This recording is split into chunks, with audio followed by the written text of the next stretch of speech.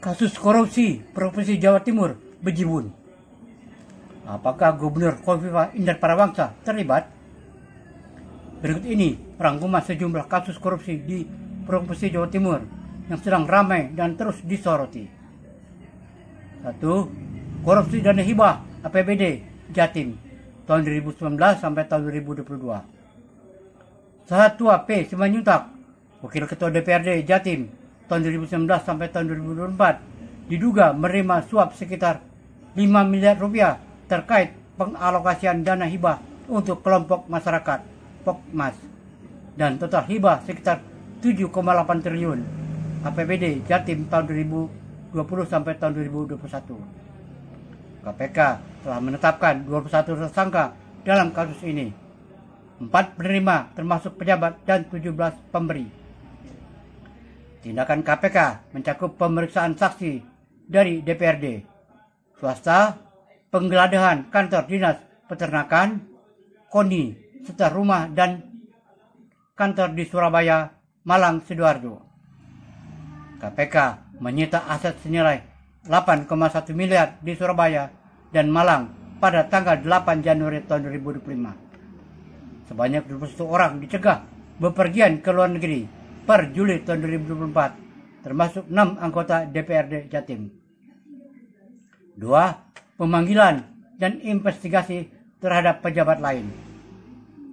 Kusnadi, mantan Ketua DPRD Jatim, dipanggil KPK sebagai saksi pada bulan Mei tahun 2005 terkait dana hibah Pemprov Jatim tahun 2021 sampai tahun 2022. Pemeriksaan juga menyasar pihak seperti Sumatri Petani, Teguh Pambudi Notaris, serta 2 individu swasta di Sidoarjo dan Polresta Banyuwangi.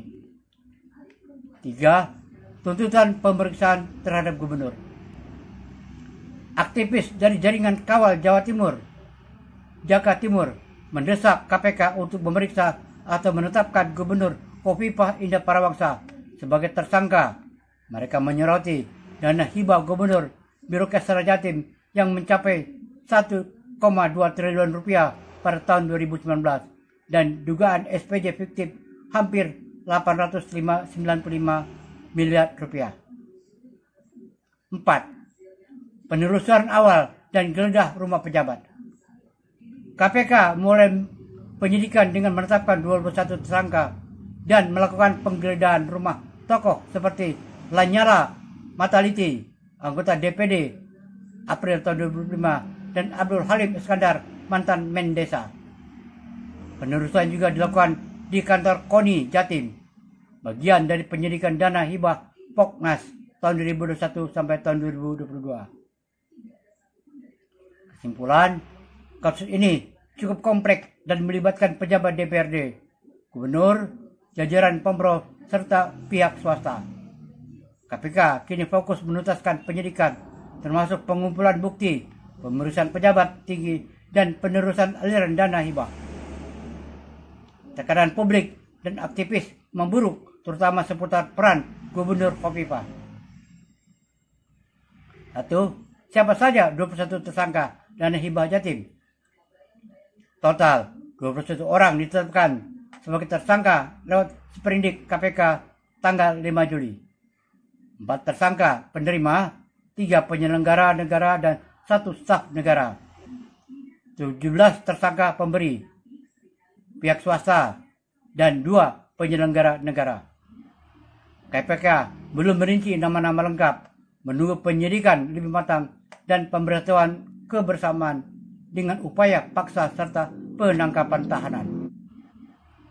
Dari dokumen penyitaan saat penggeledahan pada tanggal 8 sampai 12 Juli tahun 2004, uang tunai sebesar 380 juta rupiah, kwitansi, bukti bank, sertifikat rumah, dan barang elektronik. Lokasi penggeledahan di beberapa kota Jatim termasuk Madura. 2. Perkembangan pemeriksaan Gubernur Khofifah. KPK resmi memanggil Khofifah sebagai saksi kasus dana hibah APBD Jatim tahun anggaran tahun 2021 sampai tahun 2022 pada Jumat 20 Juni tahun 2005. Khofifah absen karena menghadiri wisuda anaknya di Beijing, Tiongkok. Jatuh pada saat yang sama dan menyampaikan surat penjadwalan ulang pada tanggal 18 Juni tahun 2025. KPK mengkonfirmasi akan menjadwal ulang pemeriksaan dan tetap membuka peluang pemeriksaan Khofifah jika diperlukan setelah pemeriksaan saksi seperti Ketua DPRD Kusnadi.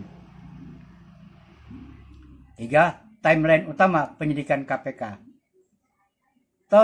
Bulan September tahun 2022, OTT pertama saat Tua P. Simanjuntak, Wakil Ketua DPRD Jatim, kasus dana hibah Pokmas. Tanggal 5 Juli tahun 2024, Sprindik, 21 tersangka ditetapkan. 8-12 Juli tahun 2024, penggeledahan dan penyitaan di Surabaya, Madura, Blitar, dan lain-lain. April sampai Juni tahun 2005, penggeledahan dan pemeriksaan rumah Lanyala, anggota DPD, KONI Jatim, almarhum Abdul Halim Iskandar, ex Mendes. Pemanggilan saksi swasta, pejabat daerah, Anwar Sadat, Iqmal Putra, dan sebagainya. Tanggal 20 Juni tahun 2005, pemanggilan Khofifah sebagai saksi dijadwal ulang. Berikut daftar nama dan status hukum ke-21 tersangka dalam kasus dengan korupsi dana hibah Pemprov Jawa Timur APBD Jatim tahun 2019 sampai tahun 2022 berdasarkan informasi resmi KPK hingga Desember tahun 2024 dan April tahun 2025. Daftar nama 12 tersangka yang sudah terbit Sprindik. Jumlah 12 orang dengan surat perintah penyidikan SPIN. 1. Kusnadi, mantan Ketua DPRD Jatim. 2.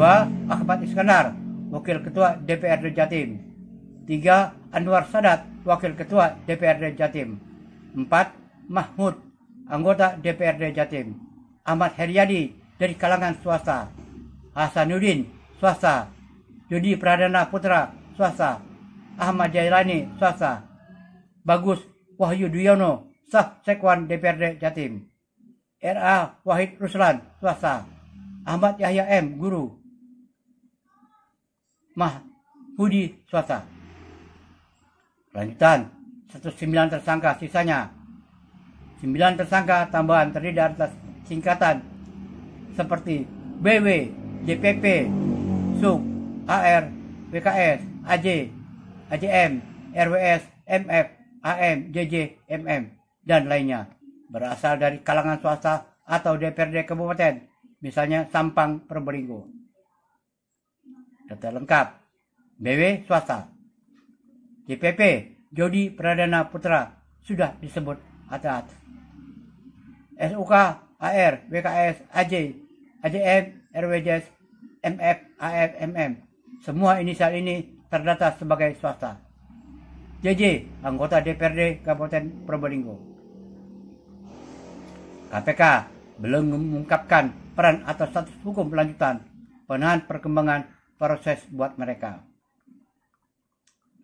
Status hukum terkini. Belum ada satupun dari 21 tersangka yang ditahan belum menggunakan rompi oranye atau diborgol. KPK telah melakukan pemeriksaan lanjutan ke beberapa tersangka, terutama DPRD Jatim, tapi belum ada yang ditahan. Contoh, Kusnadi dikonfirmasi sebagai tersangka sejak November tahun 2004, tapi belum dipanggil lagi atau ditahan. Sejak Juli tahun 2004, 21 orang dicegah berpergian ke luar negeri, cekal selama 6 bulan, termasuk 3 pimpinan DPRD Jatim, Kusnadi, Anwar Sadat, dan Ahmad Iskandar. Sejak Juli tahun 2004 hingga Juni tahun 2005, KPK terus melakukan penggeledahan, pemanggilan saksi, dan audit internal, belum lanjutan ke tahap penahanan atau penuntutan. Selanjutnya, KPK masih dalam tahap pendalaman pemeriksaan, pengumpulan bukti, audit SPJ, serta penajaman konstruksi perkara, misalnya pemotongan anggaran sampai 20% proyek. Penahanan atau pelimpahan ke JPU hanya akan dilakukan jika bukti sudah cukup dan penyidikan selesai dipicu oleh permintaan paksa tahapan selanjutan. Kesimpulan, kita sudah tahu nama-nama 12 tersangka lengkap. 9 lainnya hanya disebut inisial dengan keterlibatan dari swasta atau DPRD Kabupaten. Semua masih status tahanan bebas, dicekal tapi belum ditahan. KPK masih bergerak intensif tapi belum melanjutkan ke proses penahanan atau penuntutan. Apakah Khofifah terlibat korupsi? Berdasarkan informasi terbaru dari berbagai sumber, laporan media, dan pernyataan resmi, hingga saat ini tidak ada bukti bahwa Gubernur Khofifah Indar Parawangsa terlibat dalam tindak pidana korupsi terkait dana hibah di Jawa Timur. Berikut rinciannya. 1. Status hukum Khofifah belum pernah ditetapkan sebagai tersangka. Dipanggil hanya sebagai saksi dalam penyidikan kasus dana hibah APBD tahun 2001 sampai tahun 2002. MAKI Jatim, Masyarakat Anti Korupsi Indonesia, juga memandang bahwa Khofifah tidak ada kaitannya dengan kasus tersebut dan yakin tidak terlibat. Jadwal pemeriksaan pemanggilan pertama dijadwalkan pada 20 Juni tahun 2005, tapi ditunda atas permintaan Khofifah karena sedang menghadiri wisuda anaknya di Beijing. KPK telah menyatakan akan menjerat ulang pemeriksaan sebagai saksi. Pada tanggal 20 Juni tahun 2005, Khofifah menegaskan bahwa ia siap dipanggil kapanpun KPK perlukan. Klaim tahu bukan sama dengan terlibat. Mantan Ketua DPRD Jatim, Kusnadi, menyatakan bahwa Gubernur tahu soal mekanisme dana hibah karena posisinya adalah kepala daerah. Namun, pernyataan tahu ini hanya mengacu pada kesadaran struktural terhadap proses hibah, bukan menunjukkan keterlibatan langsung dalam korupsi. Gubernur Khofifah Indar Parawangsa akhirnya mendapat penghargaan dari KPK.